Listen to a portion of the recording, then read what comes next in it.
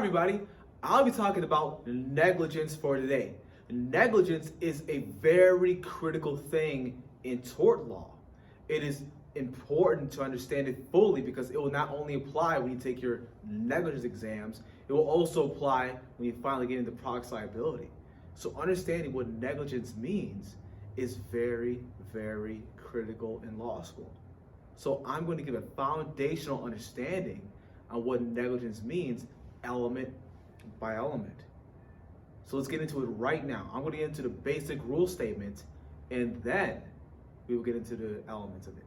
So negligence means that the defendant had owed a duty, breached that duty, actually approximately caused the damages to the plaintiff. You see everything underlined in red, right?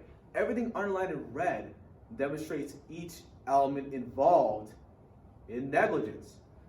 So when it goes down to duty, duty is the first element that you need to focus on after you give your rule statement for negligence. So we go on duty. The defendant breached that duty, so breach is the next element to talk about. And then we talk about causation, which should be separated into two different rule statements, two different subheadings, which is actual causation and legal causation, which in this case is called proximate cause. And lastly, the plaintiff must have actually suffered damages. So let's get into exactly what each and every one of these elements mean in order to fully understand what negligence is. So let me erase all this stuff, and we'll start with duty, because this is all in order. Remember, duty, breach, causation, actual and proximate, and lastly, damages. So let's get into it right now.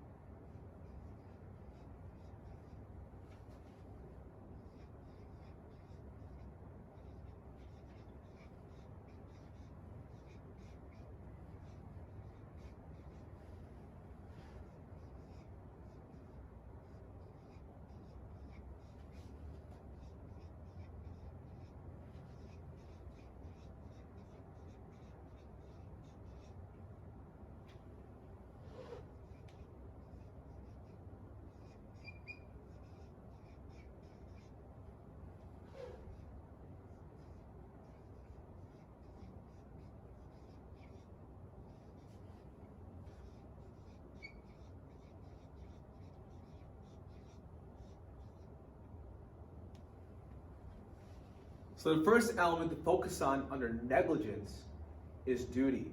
So give your rule statement for negligence. Define what it is and underline the word negligence on your exam. And then get into duty. You underline duty and give your rule statement for what it means, which is this: that the defendant owed a duty of care to the plaintiff to not cause unreasonable risk of injury. So the defendant here owed the plaintiff a duty to not cause unreasonable risk of harm. Moreover, the plaintiff must be a foreseeable plaintiff. The key word for this one is foreseeable. Okay? An example of this is my friend Riley driving a car. So let's say he's driving his car legally, and he is texting and driving. Okay, that is an example of Riley breaching his duty because he owed a duty of care, to the plaintiffs around him, which are the cars that drive the same road as him, and also the pedestrians that could be crossing the street. That is an example of Riley owing a duty to the people around him, such as the cars and the pedestrians I talked about. Okay, that is an example of a defendant owing a duty to a plaintiff, and also Riley, the defendant, owing a duty to foreseeable plaintiffs, because in a situation like him driving, foreseeable plaintiffs are other drivers. Foreseeable plaintiffs are pedestrians who happen to be near the road, but either walking the street or happen to be on the sidewalks. Those are technically foreseeable plaintiffs. Riley can't owe a duty to, example, people in schools or people who are shopping at Target. When he's driving, he doesn't owe a duty to them to be careful. He doesn't owe that duty of care to people in Target because they're inside a building shopping. He owes a duty when he's driving to those around him. Like I said, drivers and pedestrians. That is an example of a defendant owing a duty to not cause unreasonable risk of harm to foreseeable plaintiffs. That is the first element to prove under negligence. So let's get into breach. Breach is pretty simple. Very straightforward in multiple breaches.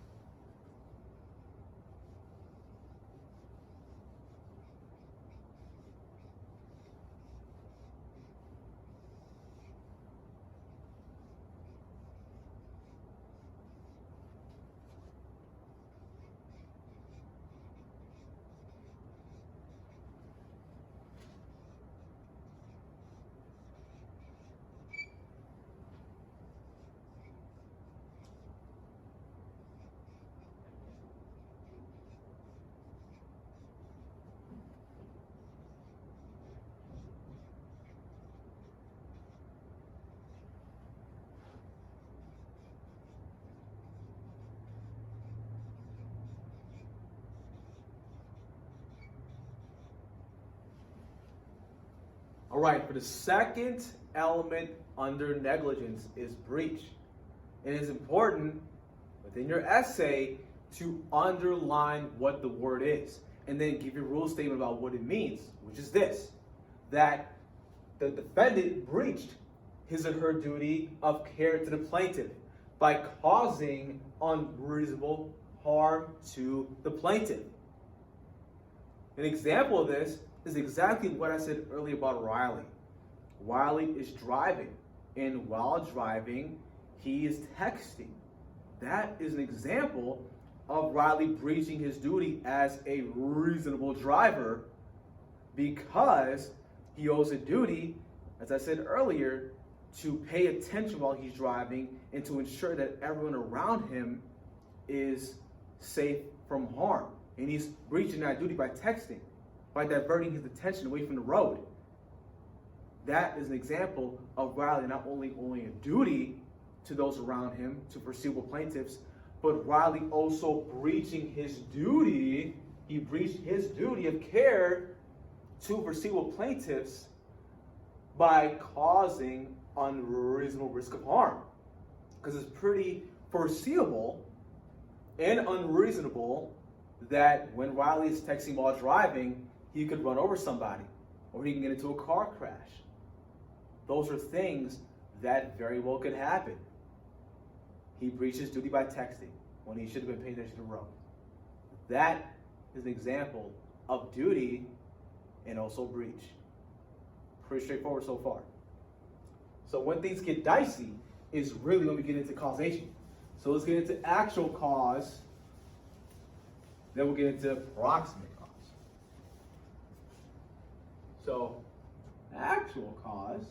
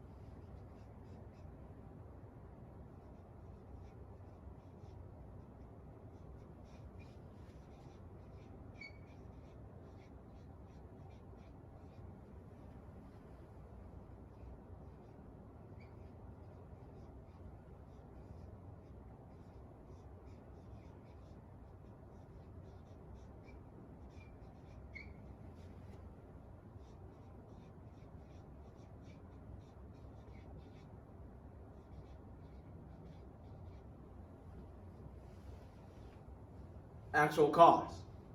As I said with duty and also breach, remember, under each and every element, underline what each element is. So in this case, actual cause. Underline what actual cause means and simply define it as I have here. So actual cause means the but for. The but for sine qua non test. Take away the defendant's act. Take away the defendant's act. And if the harm occurs anyway, the defendant is the but-for cause of the harm. An example of actual cause is Riley. Let's talk about Riley for a moment. Riley had a duty to drive as a reasonable and prudent driver and ensure that he drives safely. He breaches his duty by texting while driving, and he happens to run someone over. When we talk about actual cause next, an example of actual cause in Riley's situation is but for Riley texting while driving, the plaintiff would not have gotten hurt. And let's call the plaintiff Wade. The plaintiff's name is Wade, okay? But for Riley texting while driving, Wade would not have gotten injured. Therefore, there was an actual cause. That is an example of actual causation. Very simple. Okay? At the same time, remember, this is critical to understand as well, is that there could be multiple actors in play when it comes down to someone being involved in the plaintiff's harm. So we call that the substantial factor test. That is for a different video. However, when there's more than one person involved in the plaintiff's harm, remember, talk about the substantial factor cause rather than simply actual cause, because actual cause focuses on one defendant, while substantial factor focuses on multiple defendants who together, their irresponsible acts ended up causing the harm of the plaintiff. So let's get into proximate cause, which is more complicated than actual cause. In proximate cause, in that situation, it doesn't really matter whether it's one defendant or multiple defendants. That proximate cause, it can be an infinite amount. That's what I'm trying to say. The actual cause, remember, actual cause focuses on one defendant, and the substantial factor test focuses on multiple defendants rather than just one.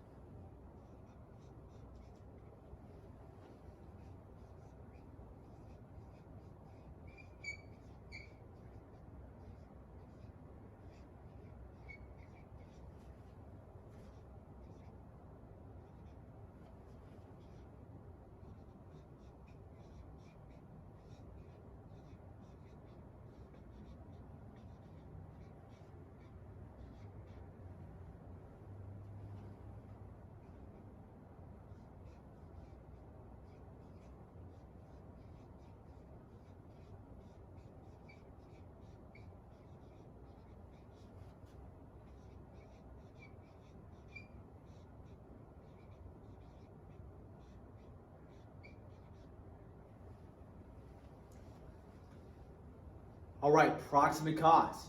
And remember, as I keep on saying for each and every element, because this is very important in order for your grader to understand what you're typing, is to always underline each and every element. So here we have proximate cause. Under your exam, underline proximate cause and give the rule statement, give the definition of it, which is what I have here. So let's talk about what the definition is and how it can be applied to the examples that I've been given. So, definition. The plaintiff's injury must have been a foreseeable harm caused by the defendant's act. And a superseding cause is an act of God, animal, or third person that may sever the liability of the defendant. So we'll start with the first subpoint, then we'll get to the second one. So the first point that I want to get into is that the plaintiff's injury must have been foreseeable. So example, this is how I keep on expressing. When Riley owed the duty to be a reasonable driver to not text while driving, for Riley to stay focused on the road so people around him can be safe. And the foreseeable plaintiffs are other drivers on the road and pedestrians. However, he breached his duty by running over Wade, a pedestrian crossing the street, because he was texting while driving. So therefore, Riley breached his duty to a foreseeable plaintiff that got hurt. Actual cause is but for Riley texting while driving, Wade would not have gotten hurt. Thus, there was an actual cause. So proximate cause is very foreseeable. This is the key word for the first point. It is very foreseeable that while Riley is driving, his act, the defendant's act, will cause a plaintiff to get hurt, such as another driver on the road or Wade, the pedestrian, crossing the street. Therefore, Wade's injury, the plaintiff's injury, Wade's injury, very well, in this situation, was a foreseeable result of Riley's act. Thus, we have a proximate cause. However, it's possible in negligent situations that there could be a superseding cause. That's why I get to the second point here. A superseding cause is an act of God, animal, or a third person that may sever Riley's liability. So let's say, while Riley owed his duty to drive reasonably, he breached that duty while texting while driving, and he still has the actual cause because Riley texting while driving, but for Riley texting while driving, Wade would not have gotten hurt. Therefore, there's an actual cause. However, once we finally get to our analysis with proximate cause, something happens down here with superseding cause. Let's say that some type of lightning storm happens, and that lightning storm happens to strike Wade on the road while Riley was driving, texting while driving. Okay? Wade is struck by lightning, and he happens to be unconscious on the road. And Riley runs him over. It's a debate. It's a really, really big debate because that could be an indirect cause. However, there's a possibility that Riley could get out of that because there was a superseding cause that happened while Riley was driving. Another example, which is a little better without too much debate between direct and indirect causation, which I'll get into, is let's just say that while I am fixing my roof, I get my hammer fixing my roof, whatever traditional construction work, right? The typical stuff that you see. And I leave my hammer on top of the roof. And somehow, a windstorm comes and blows the hammer off of my roof and hits another person on my lawn in the head, or on the head. And the person has a head injury. It can be debatable. However, it's very well an argument that in a situation like that, it's an act of God. Because it was not foreseeable that me leaving a hammer on top of a roof would lead to someone else getting harmed when an act of God occurs, such as a windstorm blowing it off my roof and hitting someone on my lawn. It would be very hard for that person to hold me liable for what happened because I didn't cause that harm. It wasn't my act. It wasn't caused by my act. it was caused by the act of God, the windstorm that blew it off my roof and caused harm to the plaintiff. Therefore, there was a superseding cause. This is an example. So this is how I said earlier. I want to get into direct and indirect causation. I'm going to be very broad about this, because that can take a long time to explain. It can be very complicated. But I'm going to be very broad. So let's get into direct causation first.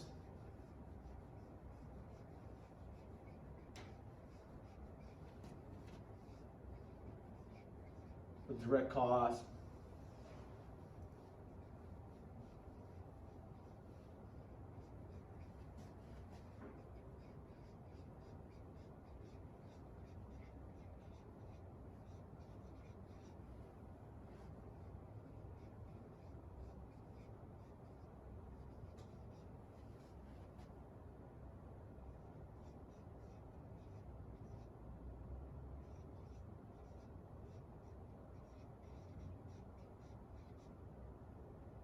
Very straightforward what direct causation is. Direct cause is the defendant's act directly causing the harm of the plaintiff by acting negligently. Again, the defendant's act directly caused the harm to the plaintiff by acting negligently. An example is my first example that I've given in this video is Riley had a duty to Wade. And Wade is a perceivable plaintiff because he's a pedestrian on the road. And Riley breached his duty by texting while driving. And during the commission of himself driving while texting, he runs over Wade. Riley, therefore, is the direct cause of Wade's harm because he was acting negligently in the first place by breaching his duty. And his act directly caused what happened to Wade, which is getting ran over. That's an example of direct causation. Indirect causation is a little more complicated.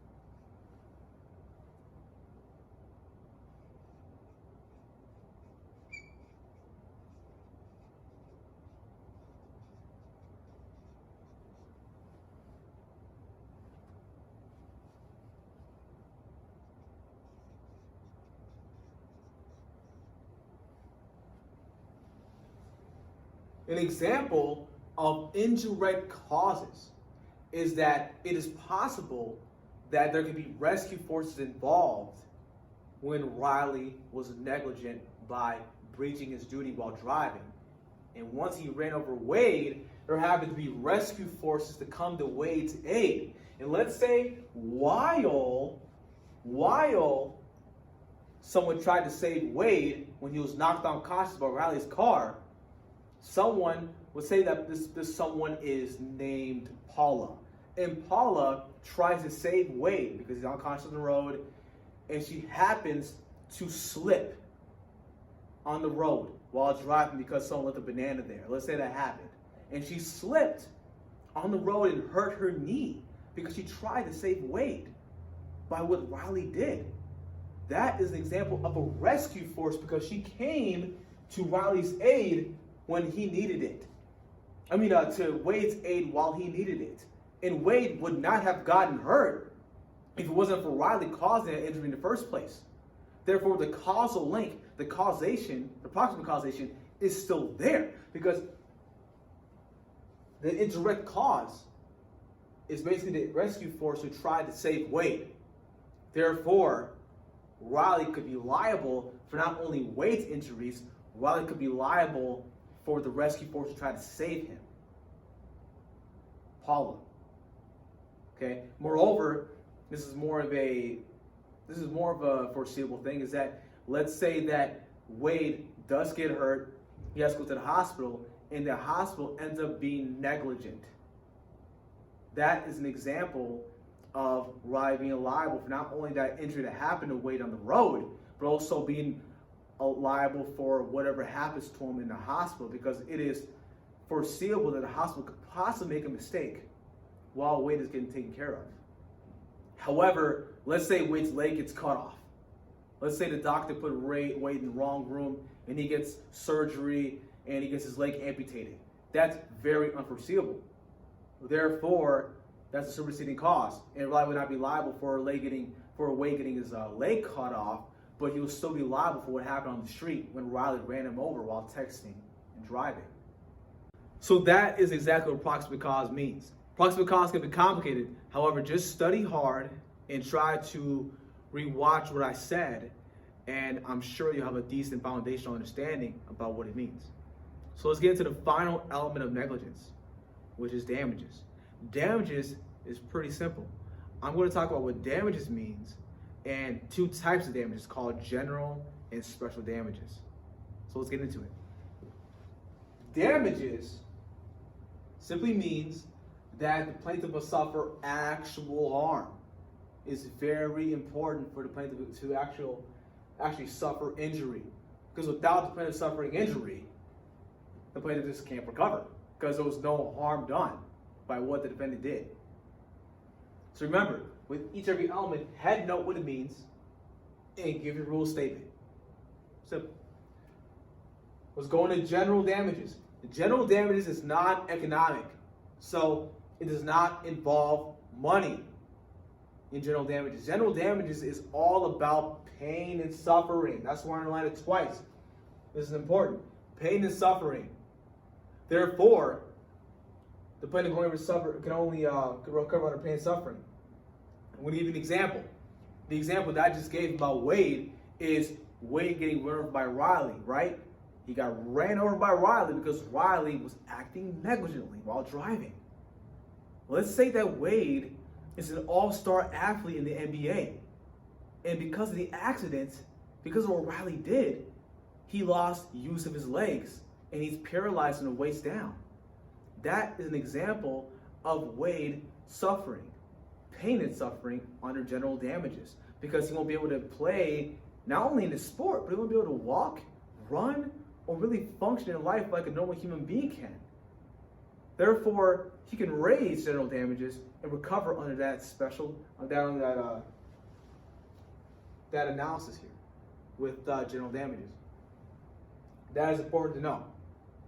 And you can also recover under general damages with severe emotional distress, which is another video that we talk about with negligent infliction of emotional distress. Let's just say that because of the defendant's act, the plaintiff ends up getting sick, has seizures and strokes, and that causes the plaintiff to have pain and suffering. That is an example of pain and suffering under general damages. So let's get into special damages, which means past, present, and future medical bills, loss of wages and profits, and economic losses. An example of this is Wade going to the hospital, because it is very foreseeable that when one gets ran over by a car, they will need medical attention. Therefore, he will have to pay for medical bills, for the ambulance, the doctor's attention, etc. That's when medical bills are going to kick in. And he may have to take off of work because he's injured by what happened. Therefore, loss of wages kicks in. And also loss of profits. Basically almost the same thing.